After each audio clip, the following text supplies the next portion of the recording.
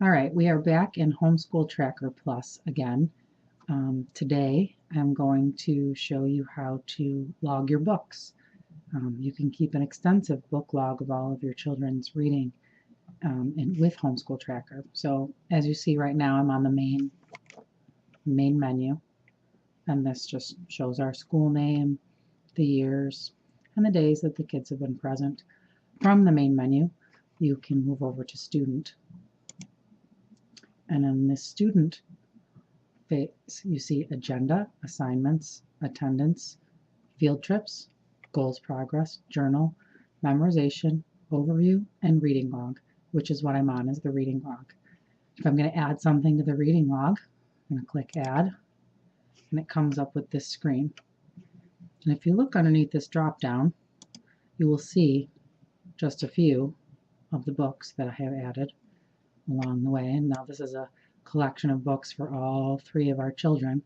So say maybe our oldest reads a book and then our second child comes along and reads that same book. I don't have to re-enter that book. I can simply find it in here and add it to the second child's reading list. But today I'm going to add a new book into the list to show you how to add a book into the book log. We're going to go ahead and click this to add. We're going to add new.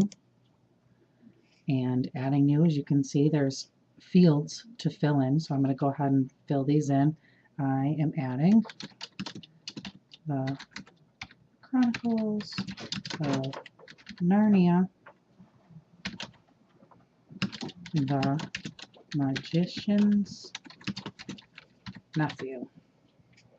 And there's different options as to what you're adding, because this is the same screen that you would use if you were adding, say, any curriculum that you're using, anything, any resource that you use. This is where you can add it and what you get. So obviously I'm adding a book, so I'm going to select book, and the author, C.S. Lewis, and the publisher is HarperCollins Children's. So HarperCollins Children's, and I could enter the ISBN if I so choose, which is 978-006-4405058. And along with this, there's also other options as far as the call number, if you had gotten it out of the library, or the cost that you bought it, for how much you bought it for. You can put in when you bought it, what grade level, the pages. As you can see, you can where you bought it. So this can be in a very extensive book log of information. If you borrowed it, if it was a book you borrowed from the library, if it's a book you loaned out, so you could select, oh, I loaned this book out, and who I loaned it to and when I loaned it. So if you're looking for a book and can't find it, you can check your log and you would see that you had loaned it out or borrowed it from somewhere and it wasn't actually a book you had. But this is a book we have, so I filled in the information that I wanted to fill in for the book. And then I'm going to go ahead and hit save. And now I'm going to select a student. This was not a book that Ava read. This, in fact, was a book that Jaden read. And now I have my children keep a paper book log, so they would be writing down the title and the day that they read. And some of them keep how long they've read, some of them don't. But so I would select a day that they started it. And Jaden started this last week.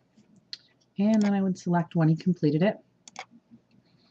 He completed it 24th. And then I would hit save. Now, if I go in and look at Jaden's book log, there is the book that he read. So in this way, I would add any book that I wanted. Now, if you look at Chloe, I believe had more books added of Chloe's.